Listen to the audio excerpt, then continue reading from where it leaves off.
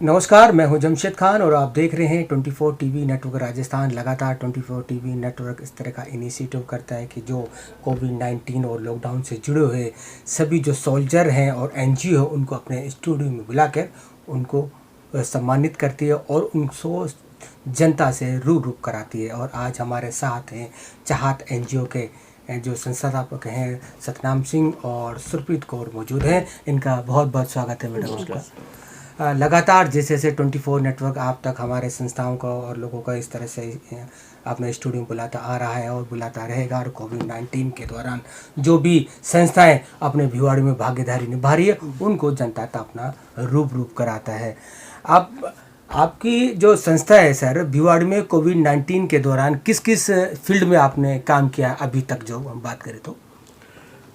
Lockdown के चलते लोगों को बहुत सारी परेशानियों का सामना करा। हम बेसिकली स्लम बस्ती के बच्चों को पढ़ाते हैं जी, उन्हीं से हम संपर्क में हैं जी। लेकिन इस दौरान उनके जो माँ बाप थे बच्चों के, वो दिहाड़ी मजदूरी करते थे जी, जिनको डेली वेजेस पे रखा जाता था जी जी। लॉकडाउन में उनको कोई काम नहीं मिल रहा है तो उनको लॉकडाउन के चलते थोड़े दिनों बाद ऐसी परेशानी का सामना करना पड़ा क्योंकि उनके घर में खाने की दिक्कत आई है।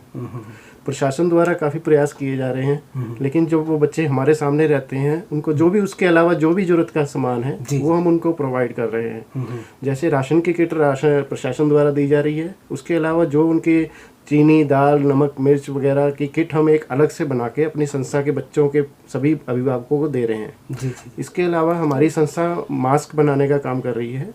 मास्क बनाकर हम उनको थोड़ा सा इस जागरूक करते हैं कि आपको कैसे अपने घर में रहना है, मास्क लगा के रहना है और हाथ धोने हैं। और उनको टाइम टाइम पे ये बताते हैं कि थोड़ी थोड़ी देर में हाथ धोने हैं, सफाई रखनी है। और बच्चों को तो स्पेशली ये बोलते हैं कि आप लोग बाहर खेलने मत जाना, अंदर ही रहना और सोशल डिस्टेंसिंग से रहना। अगर कोई आपको कुछ देने भी आता है, बांटने भी आता है, तो आप थोड़ा दूरी पे खड़े होके उनसे लेंगे और अपने पेरेंट्स को भी समझाएंगे। हम लोग भी जाके उनको अवेयर करते हैं कि आप थोड़ा सफाई से रहेंगे, बच्चों के भी हाथ धुलवाएंगे इस तरह से। और मास्क वगैरह भी उनको टाइम के टाइम हम लोग देते रहते हैं। लगातार जिससे कोविड-19 और लॉकडाउन के दौरान संस्था भागीदारी निभा रही है भिवाड़ी में। सर, आपकी संस्था कितने दिनों से भिवाड़ी में कार्य कर रही है? हमारी संस्था सर 2016 से काम कर रही है। शुरू में हम दोनों लोग जॉब करते हैं जी। जॉब से आकर जब हमने अपने आसपास देखा भी ये बच्चे मिट्टी में खेल रहे थे, भीख मांग रहे थे और ये कूड़ा करकट उठाकर बेचकर अपना उल्टे सीधे काम कर रहे थे, नशे भी कर रहे थे, तो हमने सोचा भी क्यों ना इन बच्चों को जागरूक किया जाए ताकि इनका भविष्य उज्जवल हो सके जी जी। तो हमने इन बच्चों को बुलाकर पूछा भी आप में से कितने बच्चे पढ़ना चाहते हैं। पहले कुछ बच्चे नहीं माने। जब हमने उन्हें पढ़ाई का महत्व समझाया तो हमने उनको भी, उनके माता पिता नहीं भेजना चाहते थे क्योंकि वो घरों में काम करते हैं, चाय की दुकान पे काम करते हैं, लड़कियां बर्तन साफ करती हैं। तो हमने फिर उनके माँ बाप को, आप इनको शाम को हमारे पास भेजिए 1 घंटे के लिए, हम आपका काम नहीं रोकेंगे। तो ऐसे 8 बच्चों से हमने शुरू किया था। आज हमारे पास 200 बच्चे हैं और 4 सेंटर हमारे भिवाड़ी में चल रहे हैं।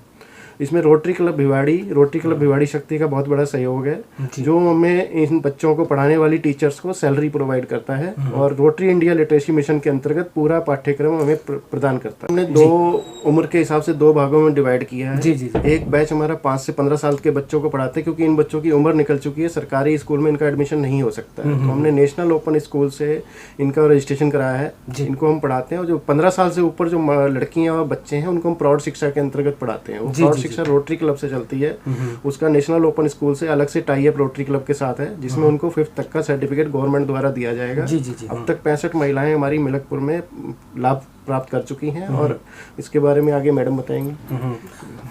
मैडम, लगातार जिससे कोविड-19 और लॉकडाउन के दौरान उससे पहले भी संस्थाएं को अच्छी भिवाड़ी में भागीदारी अपनी निभाते आ रही हैं, तो इस लॉकडाउन के दौरान आपकी संस्था ने किस किस सेक्टरों में कार्य किया है भिवाड़ी में? अब जैसे लॉकडाउन के दौरान हम लोगों ने राशन किट्स बांटे, कुछ स्लम्स एरिया में भी बांटे, जो हमारे बच्चे नहीं पढ़ते उनसे अलग झुग्गी झोपड़ीज हैं। कुछ परिवार ऐसे हैं जो ओपन नहीं हो पाते हैं, रहते तो कमरों में हैं लेकिन उनको बहुत दिक्कत आती है और वो अपनी रेपुटेशन या किसी भी वजह से मान लीजिए कि शो नहीं कर पाते हैं, उनको दिक्कत है, तो हम लोग उनको भी राशन वगैरह देते हैं, मास्क वगैरह बनाकर देते हैं। हम लोग अपने एनजीओ में ही मास्क बनवाते हैं जी जी। कपड़े के, जिससे इन लेडीज़ को थोड़ी सी इनकम भी हो सके। लॉकडाउन में क्या है, काम भी सारे बंद है और इस टाइम में हम लोग इनको कपड़ा देते हैं और जो ये अपने घर बैठकर ही सिलती हैं और बहुत पूरी सफाई से ध्यान रख के सैनिटाइजर वगैरह यूज़ करके ये मास्क बनाती हैं और फिर हम उन्हीं मास्क को बच्चों में, बड़ों में, शॉप्स पे इस तरह से जाके देते हैं। जी जी जी। चाहत जो संस्था है भिवाड़ी में किस उद्देश्य से काम कर रही है? लगातार जो भिवाड़ी में संस्था ने अलग अलग सेक्टर में काम करती हैं, रोटी क्लब की बात कर रहे हैं, भारत विकास की बात करते हैं, लगातार बहुत सारी भिवाड़ी संस्था हैं। तो आपका भिवाड़ी में किस तरह से उद्देश्य है, भिवाड़ी में जो आप कार्य कर रहे हैं? हमें खुशी है कि बहुत सारी संस्थाएं इसमें काम कर रही हैं, लेकिन जहाँ तक हम लोगों ने जब शुरू किया था तो गरीब बच्चों से हमने इसको शुरू किया। जो बच्चा स्कूल जाने में असमर्थ है फाइनेंशियली या किसी और वजह से, जो बच्चा स्कूल नहीं जाता, हम केवल उसी बच्चे को पढ़ाते हैं। स्कूल जाने वाला बच्चा हमारे यहाँ नहीं आता है जी। इसके अलावा गाँव में जो महिलाएं जिनकी बाल विवाह कर दिया गया है और जिनको पढ़ाया नहीं गया, उनको हमने सर्वे कर उन महिलाओं के लिए अलग से टीचर लगाई है जो प्रौढ़ शिक्षा कहलाती है। तो हम इसमें काम कर रहे हैं और संस्थाएं भी हमारे साथ मिलकर काम करती हैं। हम सभी आपस में मिलकर काम करते हैं जिससे लोगों का भला हो सके जी। कुछ एरियाज हमारे पास हैं, कुछ दूसरे एनजीओस के पास है, तो हम लोग सब मिलकर भिवाड़ी में एक साक्षरता अभियान चलाया है जिससे पढ़ाई ही सब कुछ है। हमने इनको बताया भी अगर आप पढ़ लोगे तो आपके पास सब कुछ है। कल को आप अपने बच्चों को झुग्गी झोपड़ी में न मत रखना, आप भी किसी की मदद करना। तो बच्चे आज बहुत साफ सुथरे रहते हैं और आजकल सब इनको पढ़ने में फ्रूट्स नेम, वेजिटेबल्स नेम पूरा हम सोच भी नहीं सकते थे कि ये लोग इतने टैलेंटेड हो सकते हैं। जी जी जी। लगातार 24 टीवी नेटवर्क आप तक पल पल की खबरें, कोविड-19 और लॉकडाउन से जुड़ी खबरें पहुंचाता आ रहा है और पहुंचाता रहेगा। मैं आपको जानकारी के लिए बता दूं, जो 24 टीवी नेटवर्क और रेडियो 24 आप देख रहे हैं, वो अब तक 24 टीवी और रेडियो एफएम को 8 लाख लोगों ने अब तक देखे हैं भिवाड़ी में।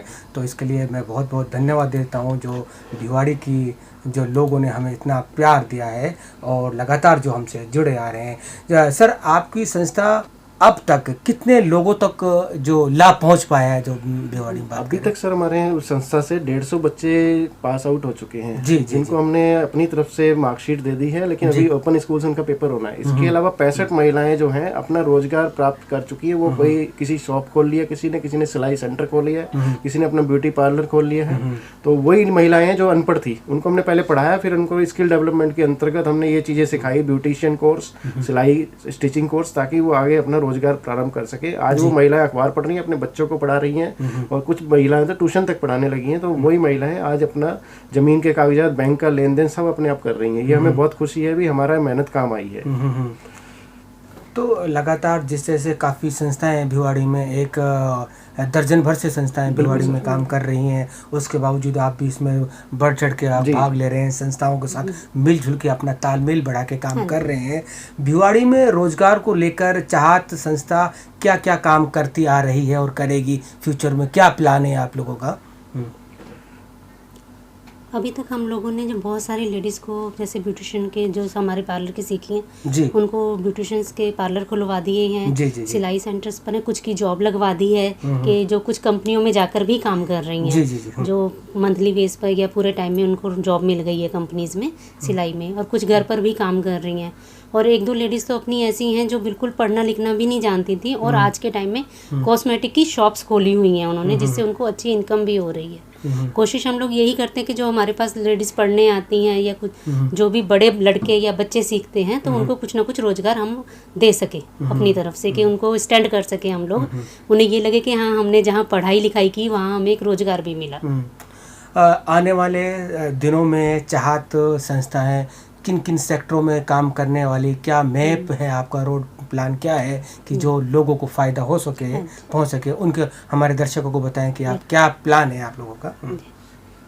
अभी हम लोगों ने ये सोचा हुआ है कि जगह जगह जैसे पेड़ लगवाना, बच्चों को पढ़ाना और लेडीज़ को अवेयर करना, प्रौढ़ शिक्षा जो हमारा एक मेन है, और ये आशा किरण बच्चों को, छोटे बच्चों को लेकर हम लोग कर रहे हैं एक प्रोजेक्ट। और हाल ही में जो हमने सिलाई का भी शुरू किया है, ब्यूटिशियन का जो अपना अलग चल ही रहा है। इस तरह से जो जितने भी हमारे वुमेन्स एम्पावरमेंट पर और बच्चों को लेकर प्रोजेक्ट हैं, हम मेन उन पर काम कर रहे हैं। इसके अलावा जो लोग दिहाड़ी पे काम कर रहे हैं और वो 7वीं 8वीं की पढ़ाई छोड़कर बैठे हुए हैं, उनके पास 10वीं का सर्टिफिकेट नहीं है, हम उनको फ्री कोचिंग देते हैं जिससे वो 10वीं अपनी पास करके आगे अपने प्रमोशन ले सकें, ताकि उनकी परिवार को और उनको लाभ मिल सके। ऐसे हमारे पास कम से कम 12 बच्चे अभी पढ़ चुके हैं जिनका ओपन स्कूल से पेपर कराकर 10th का सर्टिफिकेट हम दिलवा चुके हैं। और वो मॉल्स वगैरह में काम भी कर रहे हैं और शाम को हमारे यहाँ पढ़ने भी आते हैं। तो लगातार शिक्षा के क्षेत्र में संस्थाएं काम करती आ रही हैं और इन संस्थाओं को सरकार से तालमेल मिलकर बहुत बड़ा इनिशिएटिव काम करती हैं, लोग जो जनता का हित में होती हैं। चाहत संस्था अनपढ़ जो महिलाएं हैं उनके लिए क्या कुछ काम कर रही हैं? लगातार संस्थाएं एजुकेशन सेक्टर में काम कर रही हैं। वो क्या होता है कि बहुत सारी संस्थाएं हैं जो भिवाड़ी के में ही काम कर रही हैं, रूरल एरिया में संस्थाएं बहुत कम काम कर रही है।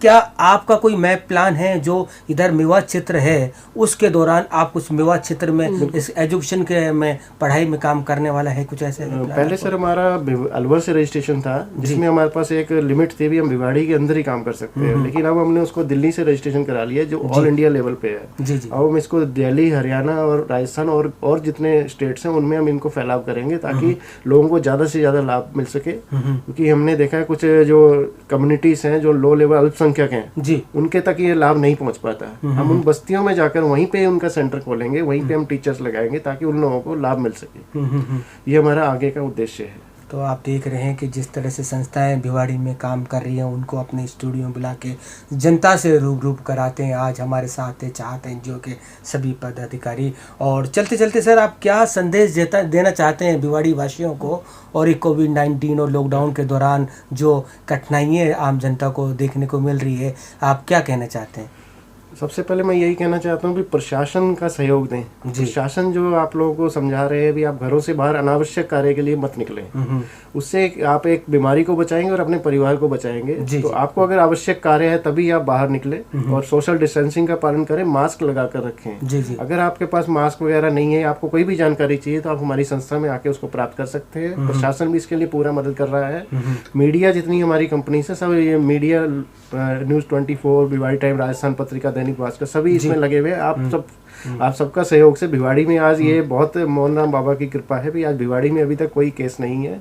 ये भिवाड़ी के भाग्य की बात है और इतनी सारी संस्थाएं अच्छी इतने मीडिया कर्मी काम कर रहे हैं, भिवाड़ी के भाग्य के एक बधाई के पात्र है। तो आप देख रहे थे चाहत संस्था के सतराम सिंह और गुरप्रीत कौर जी मौजूद थे हमारे स्टूडियो में। और इस तरह से सभी संस्थाओं को हम अपने स्टूडियो में बुला के जनता से रूबरू कराते हैं कि संस्थाएं अपने अंडर जितने भी लोगों में काम करती आ रही हैं और जनता से रूबरू उनका बहुत कम होना होता है कि इतनी अच्छे इनिशिएटिव संस्थाएं काम करती आती रहती हैं, उनकी जो पब्लिसिटी बहुत कम होती है। और 24 टीवी नेटवर्क इस तरह के जो इनिशिएटिव काम करती हैं संस्थाएं उनको अपने स्टूडियो में बुलाकर और उनको जनता से रूबरू कराती है कि संस्थाएं वास्तव में जो ग्राउंड लेवल पे काम करती हैं उनका बहुत बड़ा भागीदार है भिवाड़ी की जनता के लिए। तो आप लोग दोनों का बहुत बहुत धन्यवाद हमारे स्टूडियो में। तो लगातार हमारे 24 टीवी नेटवर्क को आप हमारे चैनल को देखते रहिए और सब्सक्राइब करें, लाइक करें, शेयर करें। और इस तरह का आपको जो भी भिवाड़ी में अच्छे काम करें उनसे हम रूबरू कराते रहेंगे। और हेल्थ बुलेटिन के लिए हमारे साथ अभी थोड़ी देर में जुड़ेंगे डॉक्टर रूप सिंह, जो कोविड-19 के दौरान लगातार आप तक हम हेल्थ बुलेटिन भिवाड़ी का पहुंचाते आ रहे हैं। धन्यवाद sir. Thank you. Thank you.